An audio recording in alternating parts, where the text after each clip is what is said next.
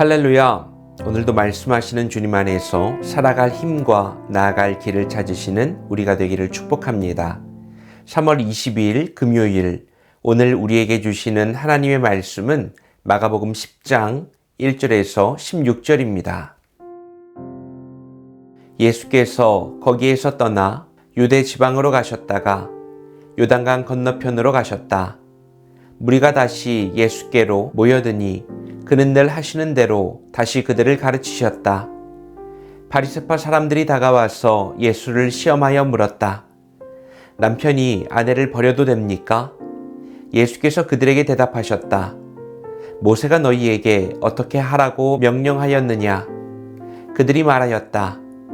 이혼 증서를 써주고 아내를 버리는 것을 모세는 허락하였습니다. 그러나 예수께서는 그들에게 말씀하셨다. 모세는 너희의 완악한 마음 때문에 이 계명을 써서 너희에게 준 것이다. 그러나 하나님께서는 창조 때부터 사람을 남자와 여자로 만드셨다.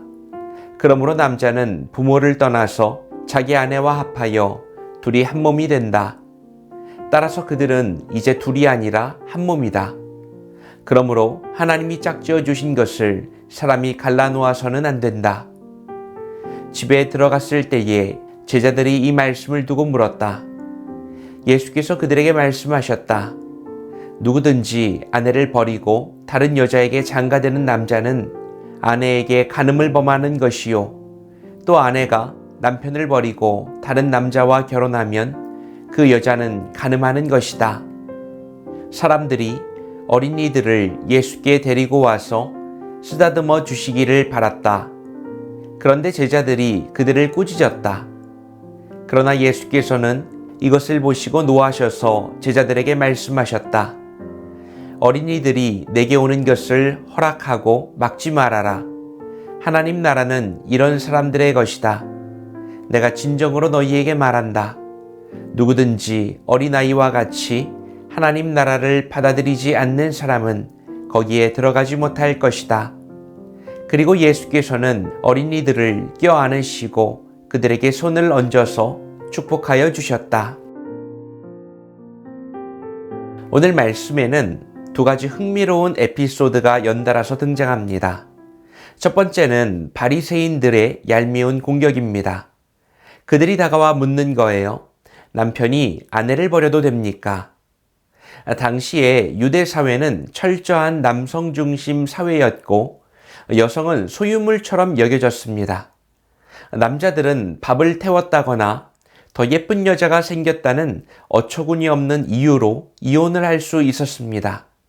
모세가 허락한 이혼 증서 한 장만 써주면 아내를 내쫓는 일이 가능했다는 거예요. 바리새인들은 이 율법을 근거로 해서 이혼을 정당화하면서 예수님을 시험하려는 것입니다. 하지만 예수님은 그들의 질문 전체를 완전히 뒤집으세요. 모세가 이혼 증서를 쓰라고 한 것은 너희의 완악한 마음, 독단과 이기심 때문에 버려지는 여성을 최소한으로 보호하려는 차선책이었을 뿐 하나님의 본뜻이 아니라는 것입니다. 예수님은 논쟁의 무대를 율법에 허용해서 창조의 질서로 바꿔버리시죠.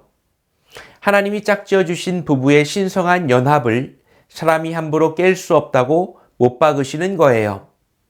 자, 그리고 나서 이제 두 번째 에피소드는 제자들의 어이없는 행동입니다.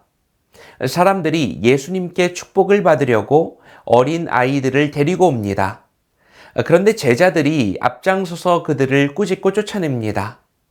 1세기 당시에 어린 아이들은 인구수에도 들어가지 않는 사회적으로 가장 무가치하고 쓸모없는 존재였습니다. 제자들은 어디 감히 코 흘리는 애들이 바쁘고 위대하신 우리의 스승의 시간을 빼앗으려 하냐면서 막아서는 거예요. 자, 이 모습을 보신 예수님은 복음서에서 흔하지 않게 크게 노하십니다. 그리고는 아이들을 품에 안으시면서 선포하십니다. 하나님 나라는 이런 사람들의 것이다. 자, 오늘 말씀을 통해서 우리는 무엇을 깨달을 수 있을까요? 첫째는 당신은 말씀을 핑곗거리로 사용합니까? 생명으로 삼습니까? 또 바리새인들이 문제입니다. 오늘 말씀에서 그들의 논리를 한번 보세요. 그들은 성경에 대해서 꽤나 전문적인 신앙인 그룹이었어요. 그들의 전공은 성경, 구체적으로는 모세의 율법에 관한 것이었죠. 자, 그런데 오히려 그것이 문제가 되었습니다. 그들은 너무 잘 알고 있는 하나님의 말씀을 어디에 사용합니까? 자기들의 이기적인 욕망을 채우고 필요에 따라서 아내를 합법적으로 쫓아내기 위한 구실과 핑곗거리로 사용했습니다. 법을 제대로 지켰으니 나는 잘못한 거 없다. 이런 접근 방식이었어요. 내가 무언가 옳지 않은 행동을 하고 싶은데 내 양심의 가책을 덜어내기 위해서 하나님의 말씀을 교묘하게 편집해서 가져다 붙이는 겁니다. 그리고는 말하죠. 나는 하나님의 말씀대로 했다. 나에게는 아무런 문제가 없다. 예수님은요, A냐 B냐 행동에 대한 옳고 그름을 말씀하고 계시는 것이 아닙니다. 그들의 의도와 그 밑바닥에 있는 영적인 질병을 진단하시고 그 사실을 폭로하는 것입니다. 그리고 그것은 곧 완악함 때문이었습니다. 하나님 앞에 두렵고 떨리는 마음으로 진실하게 서는 마음이 아니라 이미 형식주의와 체면치레에 돌덩이처럼 굳어져 버린 마음입니다. 여러분, 우리가 바리새인들의 모습을 많이 비판하는데요. 그 전에 반드시 돌아볼 것이 있습니다. 우리에게도 바리새인들이 가지고 있던 형식주의가 침투한 것은 아닌지 정직하게 묻는 겁니다. 어떻습니까? 우리도 마음이 완악해지면 말씀을 내 입맛대로 재단합니다.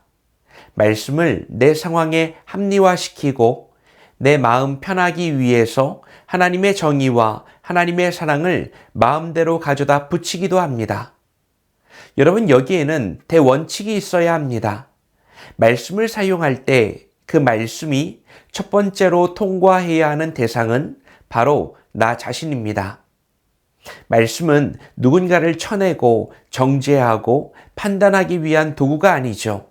무엇보다 구체적으로 하나님이 짝지어 주신 관계, 가정, 그리고 내 곁에 허락하신 사람들을 끝까지 지켜내기 위한 생명의 밧줄이 곧 말씀입니다. 오늘 나의 이기심을 정당화하려는 돌처럼 굳은 마음, 완악함을 깨트리십시오.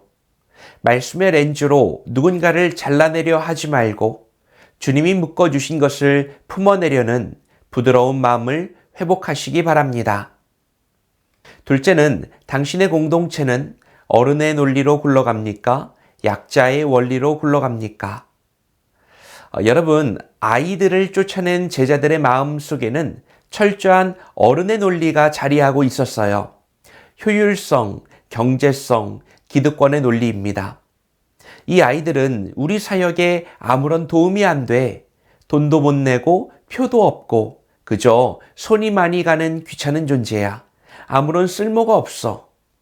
그래서 그들은 빠르고 단호하게 아이들을 밀어냈던 것이었죠.